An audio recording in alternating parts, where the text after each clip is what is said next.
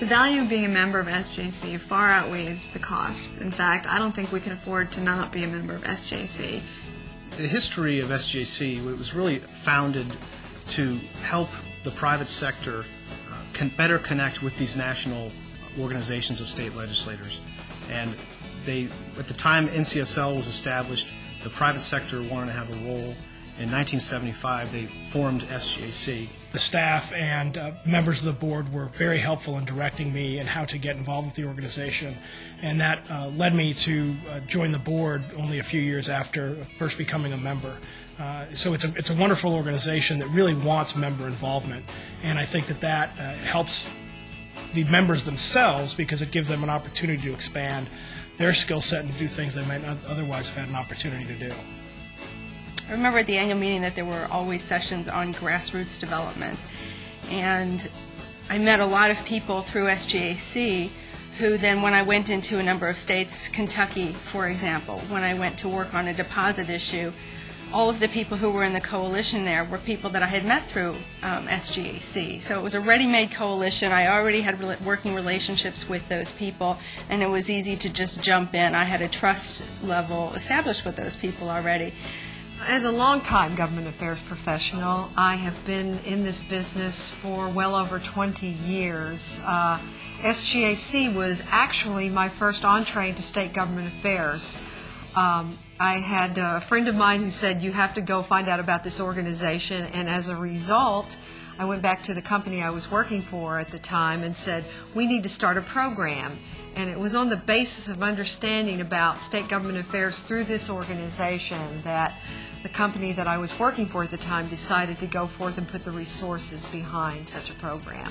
If you are a lobbying professional in the West Coast, there are not a lot of organizations based in the West. In fact, I can't think of any that help you to network with your counterparts. SGAC is not only the premier organization, but in my view, the only organization that provides for that type of collaboration. On the SGAC website, for example, the calendar of events really brings together a number of organizations' calendars, their meetings, both annual and regional, so that I do not have to go to those various organizations' websites to get what the calendar is for my planning purposes and scheduling and my travel. I can go to the SGAC website and get all that information in one location.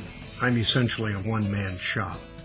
I tell people that when I get off the plane in the state capitol, we just threw everything we got into it.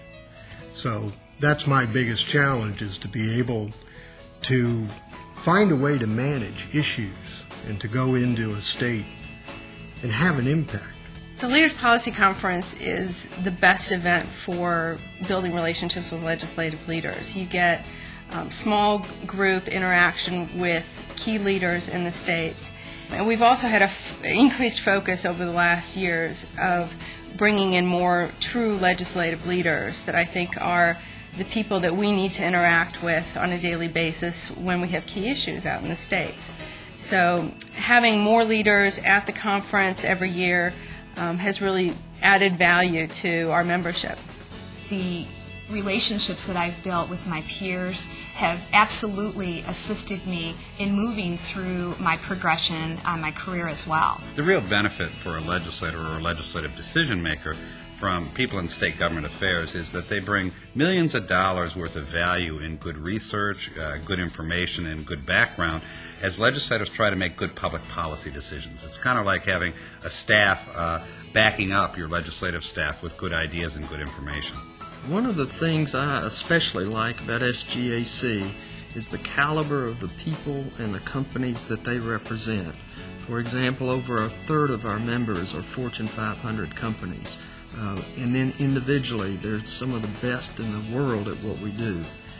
It helps me being around those people and those companies, and I learn from them how to handle particular situations as well as best practices, things such as how do you measure the effectiveness of your government relations efforts.